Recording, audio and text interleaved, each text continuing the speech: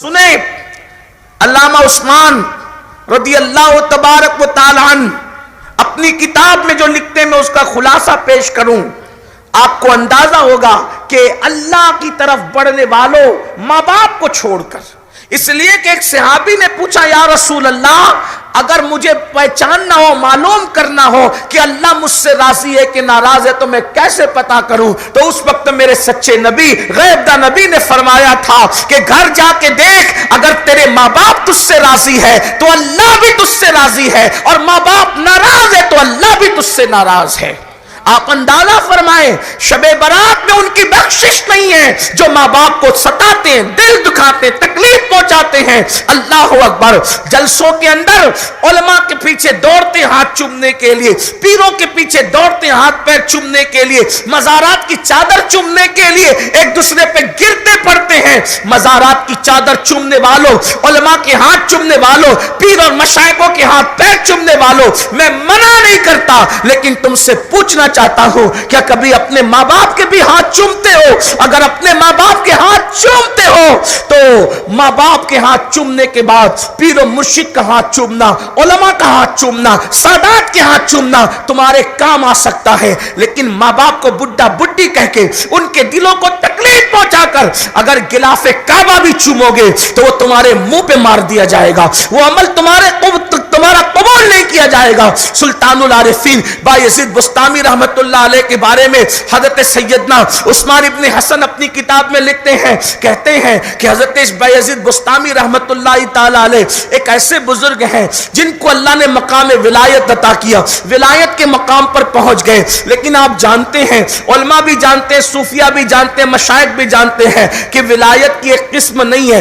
ولایت کی کئی قسمیں ہیں، اور ولایت میں بھی الگ الگ کوالٹی ہوتی ہے، بڑے مقامات ہوتے ہیں، بڑے مرتبے ہوتے ہیں۔ اللہ اکبر، سب سے بڑا مرتبہ ولایت کی کائنات میں جو ہے اس کو مقام محبوبیت کہتے ہیں، اور وہ مقام محبوبیت جو ہے اس میں دو لوگ مشہور ہوئے پوری امت میں، ایک تو ہمارے مرشد سرکار غوث اعظم شیخ عبد القادر جیلانی ہے، اور دوسرے جو محبوب ہے حضرت سیدنا نظام الدین اولیاء محبوب الہی ہے۔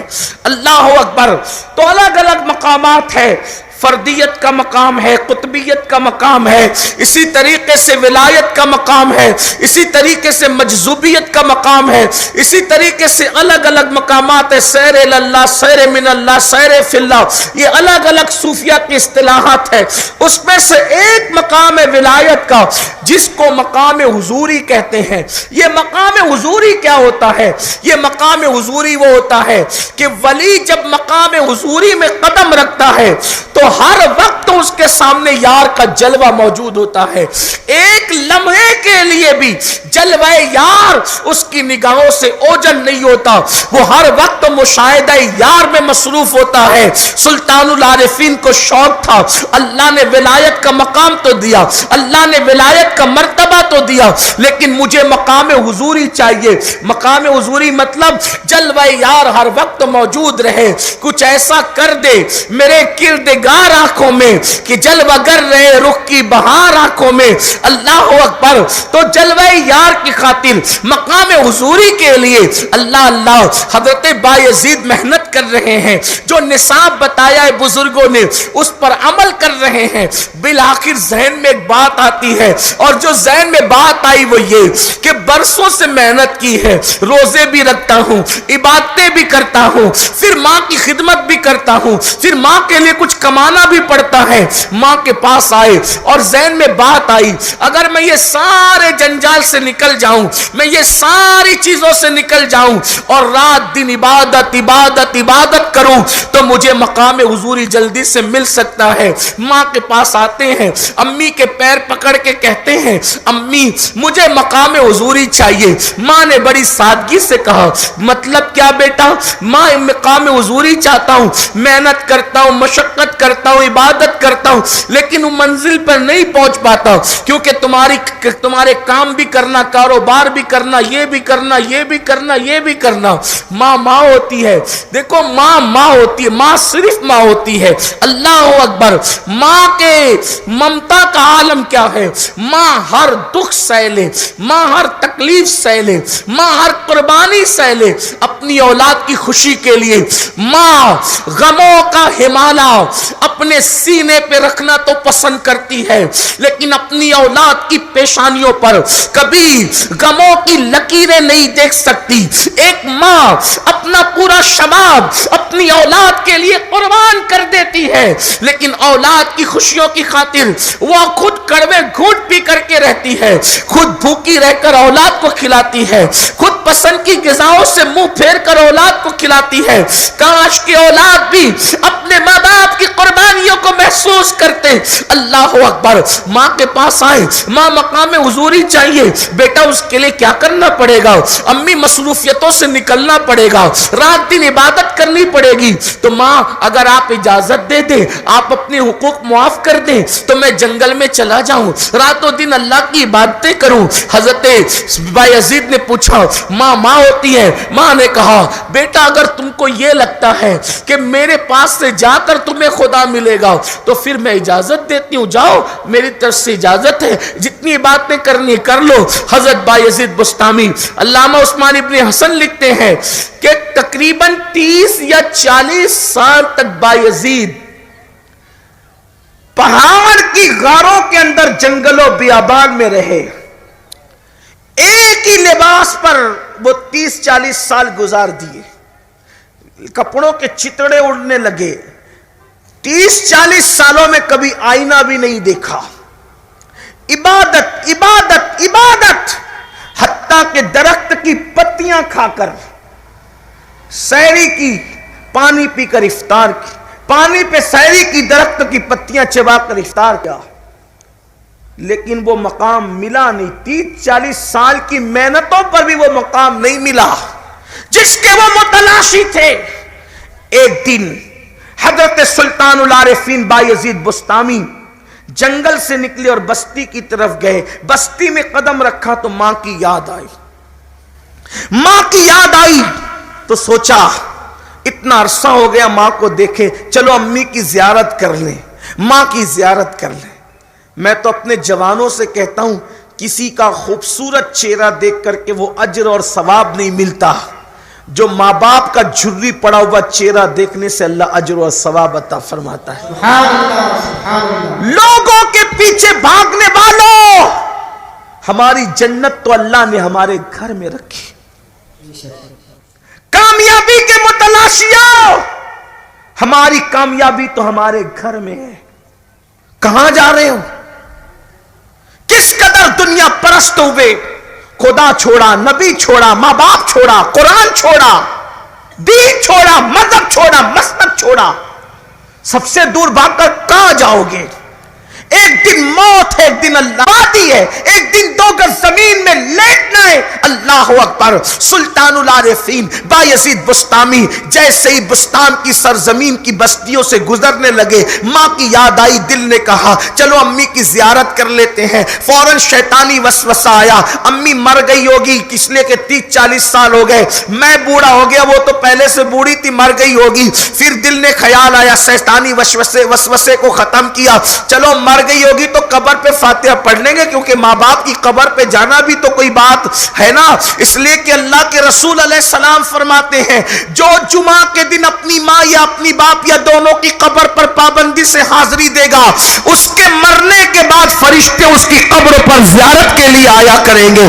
اس لیے مرنے والوں کو بھولا مت کرو, مرنے والوں کو یاد رکھا کرو, اور ہر وقت ان کے لیے دعا کیا کرو. ماں باپ کے لیے تو خاص دعا کرو. میرے آقا فرماتے ہیں صلی اللہ علیہ وآلہ وسلم, جس نے نماز پڑھی اور ماں باپ کی مغفرت کی دعا نہیں کی, اس کی نماز زمین اور آسمان کا دی جاتی ہے, اس کی نماز ادھوری اور نامکمل رہتی ہے. اس لیے اپنے ماں باپ کے لیے دعا کیا کرو نماز کے بعد. آقا علیہ السلام فرماتے ہیں جو مالدار بننا چاہتا ہے وہ ہر نماز کے بعد ماں باپ کی مغفرت کے لیے دعا کیا کرے. جو چاہتا ہے کہ اللہ اس کی عمر میں برکت عطا کرے, کرے تو اس کو چاہیے کہ وہ ماں باپ کی مغفرت کے لیے دعا کرے. ماں باپ زندہ ہیں تو سلامتی کے لیے دعا کرو, مغفرت کی دعا کرو, اور مر گئے انتقال ہو گیا ہے تو ان کی قبر میں جنت اور راحت کے لیے دعا کرو, ان کی مغفرت کے لیے دعا کرو. جیتے جی بھی مغفرت کی دعا کرنا چاہیے, مرنے کے بعد بھی مغفرت کی دعا کرنا چاہیے.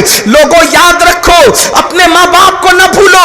یہ پتہ نہیں بدعت کہاں سے شروع ہو گئی. جیتے جی لوگ ماں باپ کو بھول رہے ہیں تو مرنے کے بعد کیا یاد رکھیں گے؟ قبریں مٹ رہی ہے, قبروں کا نشان مٹ رہا ہے.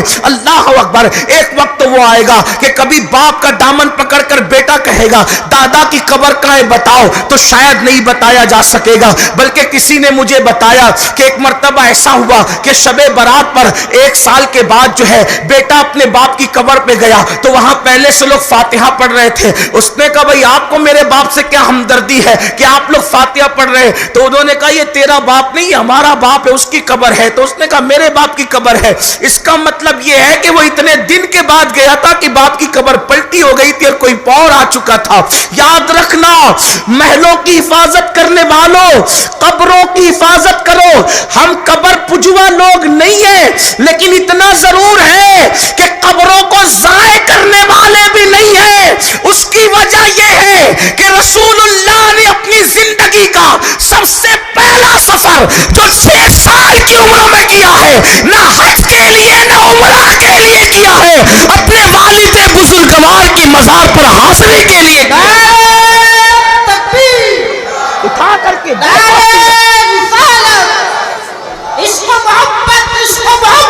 سیرت مصطفیٰ اٹھا کر کے دیکھو.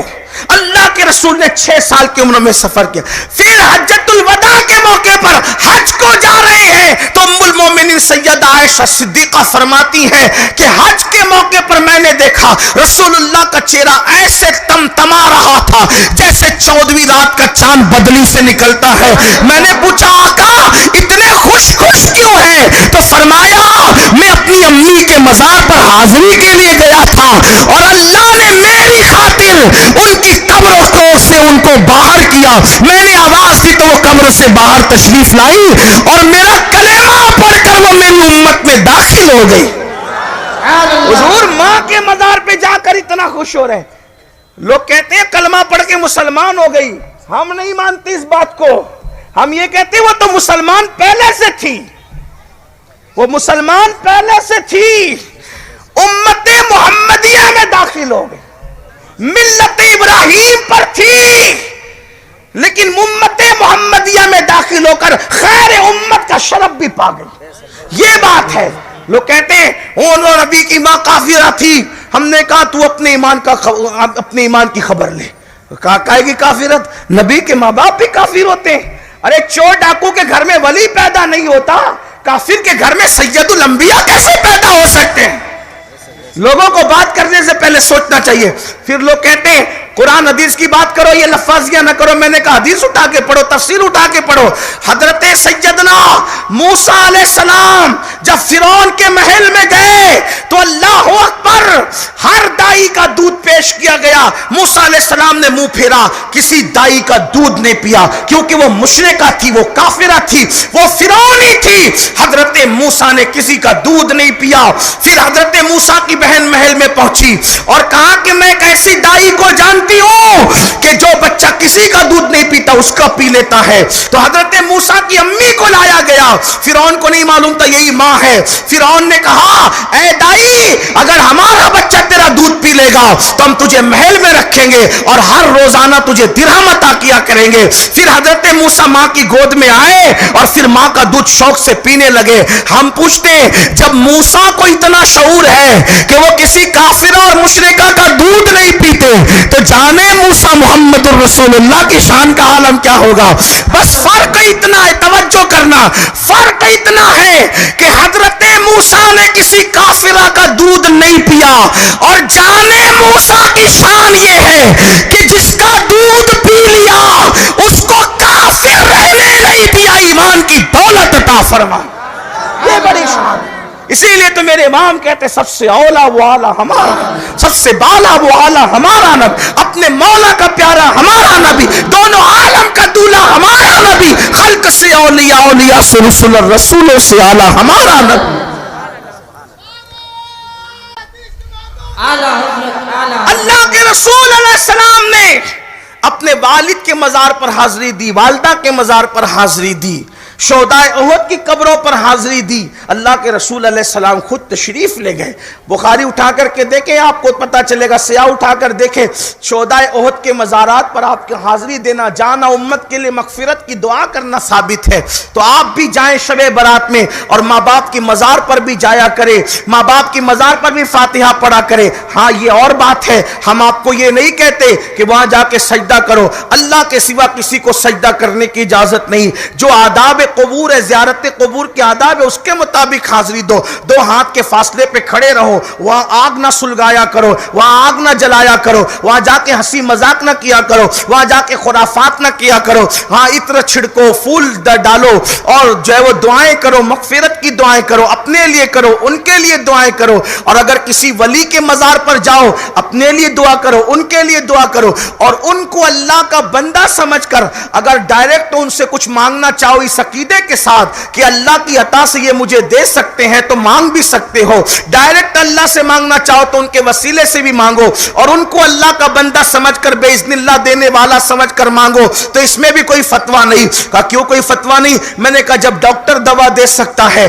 تو ولی کچھ کیوں نہیں دے سکتا؟ اسی لیے میرے امام بڑی پیاری بات لکھتے، کہتے ہیں حاکم حکیم داد و دوا دے یہ کچھ نہ دے، حاکم حکیم داد دوا دے یہ کچھ نہ دے، مردود یہ مراد کس آیت خبر کی ہے؟ یہ تو لایا کہاں سے ہے کہ حاکم تو داد دے سکتا ہے اور حکیم دوا دے سکتا ہے اور محبوبان بارگاہ کچھ نہیں دے سکتے؟ یہ کتنی حیرت کی بات ہے۔ لیکن لوگ کہتے ہیں وہ کیسے سن سکتے ہیں، وہ کیا سن سکتے ہیں؟ یہ ایک بہت دور کی بحث آ جاتی ہے، پھر میں اس میں نہیں پڑھنا چاہتا، حالانکہ میرے پاس اس کے حوالے سے دلیلیں بھی ہیں۔ ہمارے پاس اہل سنت کے پاس 1450 سالہ ذخیرہ موجود ہے۔ لیکن ایک بات میں آپ سے عرض کر دیتا ہوں، آپ کو بات سمجھ میں آ جائے گی۔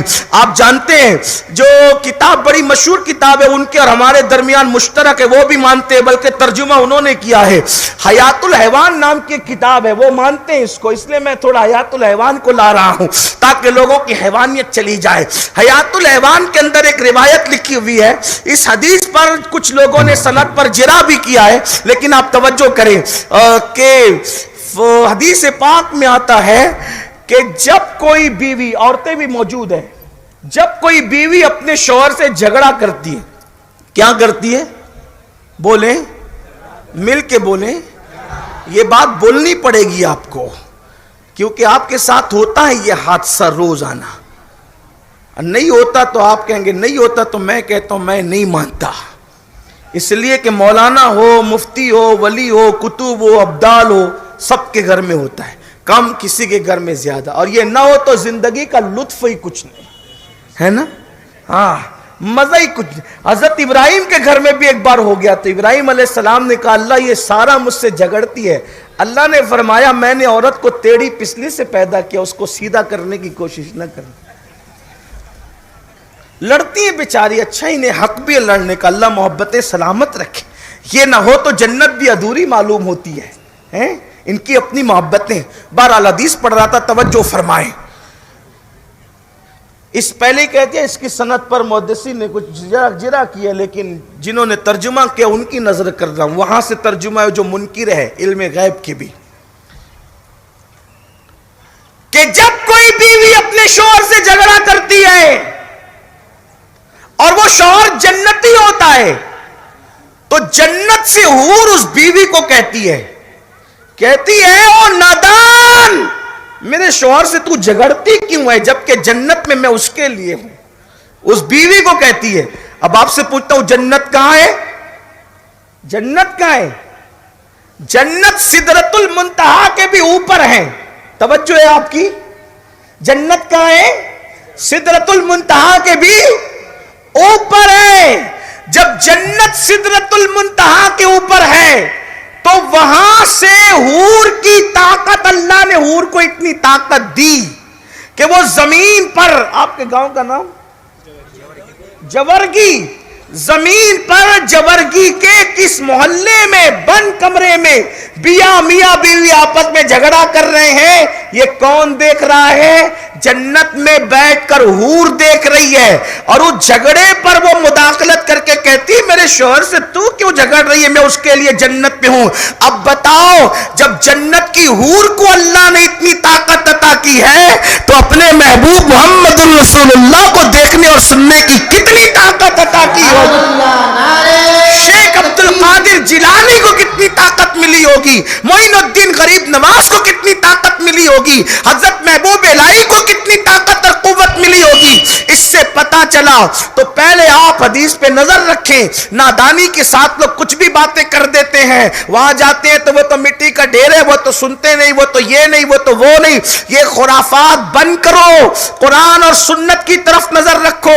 اللہ اکبر۔ تو بات دور نہ نکل جائے، عرض یہ کر رہا تھا، ابھی میرے عنوان پر میں نہیں آیا، جلدی سے عنوان کی طرف آتے ہیں۔ حضرت سلطان العارفین بایزید بسطامی رحمت اللہ تعالی علیہ نے سوچا کہ امی سے ملتے ہیں، فوراً شیطانی وسوسہ آ گیا، امی کا تو انتقال ہو گیا ہوگا، برسوں بیت گئے، 30-40 سال ہو گئے، امی سے کیا ملیں گے؟ پھر خیال آیا دل میں، چلے نہ صحیح ماں زندہ نہ ہو تو قبر پر چلے جائیں گے، قبر پر حاضری دیں گے۔ بالآخر سلطان العارفین اپنی ماں سے ملنے کے لیے اپنے محلے کی طرف بڑھتے ہیں، اور جب محلے کی طرف بڑھے تو وہاں گئے تو کیا دیکھا؟ ماں کا جھوپڑا سلامت تھا، دل کو قرار آ گیا۔ مکان سلامت مطلب مکین سلامت، جب تک کہ مکین مکان میں رہے گا سلامت رہے گا۔ بیٹھ گئے، سوچا ماں کو جگاؤں کہ نہیں جگاؤں، دیکھو یہ اللہ والے ہیں، ماں کو دستک دے کر اٹھاؤں کہ نہیں اٹھاؤں، ماں سو رہی ہوگی، 30-40 سال کے بعد آئے ہو اور ماں کو اٹھا کر کے نیند خراب کرتے ہو؟ نہیں، بیٹھو بایزید انتظار کرو۔ بایزید بسطامی انتظار کرنے لگے، جیسے ہی گھر میں چلنے کی کسی کی آہٹ آئی، آہٹ کی آواز آئی، فوراً سلطان العارفین بایزید بسطامی رحمت اللہ تعالی علیہ نے دروازے پہ دستک دی۔ دروازے پہ دستک دی تو پتہ ہے کیا ہوا؟ اللہ اکبر، میرے آقا صلی اللہ علیہ وآلہ وسلم کے دیوانوں، یہ ماں ہے، اسے ماں کہتے ہیں۔ 30 یا 40 سال کے بعد سلطان العارفین دروازے پہ دستک دیتے ہیں۔ جب دروازے پہ دستک ہوئی تو اندر سے آواز آئی، بایزید میرے بیٹے تو آ گیا ہے، بایزید میرے بیٹے تو آ گیا ہے۔ دروازہ کھلا، بیٹے کو موجود پایا، یقین نہیں آ رہا تھا ماں کو کہ میرا بیٹا 30-40 سال کے بعد لوٹ کر کے آ گیا۔ ماں نے دونوں ہاتھوں سے بیٹے کے گال پکڑ لیے اور ایک ہی بات کہتی ہے، تو آ گیا؟ یہ کہتے ہیں جی امی میں آ گیا۔ تو آ گیا؟ جی امی میں آ گیا۔ وجود دیکھا، بکھری داڑھی، پھٹے پرانے کپڑے، عجیب حالت تھی۔ گئے تھے تو کیا حال تھا؟ عالم شباب تھا، آئے ہیں تو بڑھاپے کے اللہ اکبر رنگ میں ڈھل کر کے آئے ہیں۔ بایزید بسطامی کی امی کو یقین نہیں آتا، ایک ہی سوال، تو آ گیا؟ یہ کہتے ہیں ہاں میں آ گیا۔ تو آ گیا؟ میں آ گیا۔ تو آ گیا؟ میں آ گیا۔ ماں کو یقین ہوا تو پھر دوسرا سوال کیا، میرے بیٹے جس مقام اور مرتبے کو پانے کے لیے تو مجھے چھوڑ کر کے گیا تھا، کیا وہ مقام اور مرتبہ تجھے مل گیا؟ اس منزل پر تو فائز ہو گیا؟ اس وقت بایزید بسطامی کو پہلی بار احساس ہوا کہ میں تو اتنی باتیں کر کے رہ گیا۔ آنکھ میں موٹے موٹے آنسو منڈلانے لگے، مزگاں پر آنسوؤں کے ستارے جھلملانے لگے۔ ماں نے جیسے پوچھا وہ مقام حضوری ملا؟ تو کہتے نہیں امی وہ مقام مجھے نہیں ملا۔ کتنے سال ہوئے امی؟ 30-40 سال ہوئے، نہ لباس تبدیل کیا، نہ آئینہ دیکھا، یہ بکھرے ہوئے بال، یہ کپڑوں کے چتڑے، یار کی محبت میں، لیکن وہ مقام ملا نہیں جو چاہتے تھے۔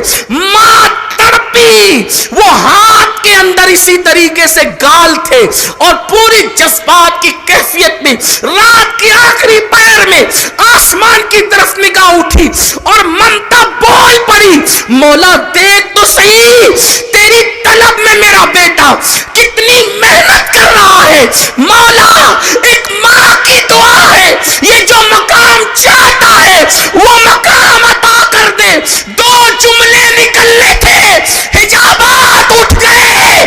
بایزید ماں کے قدموں میں بھی گر کے کہتے ہیں، ماں میں نادان تھا، اللہ کو پہاڑوں میں ڈھونڈ رہا تھا، مجھے کیا معلوم کہ 30 سال کی محنت جان نہ پہنچا سکی۔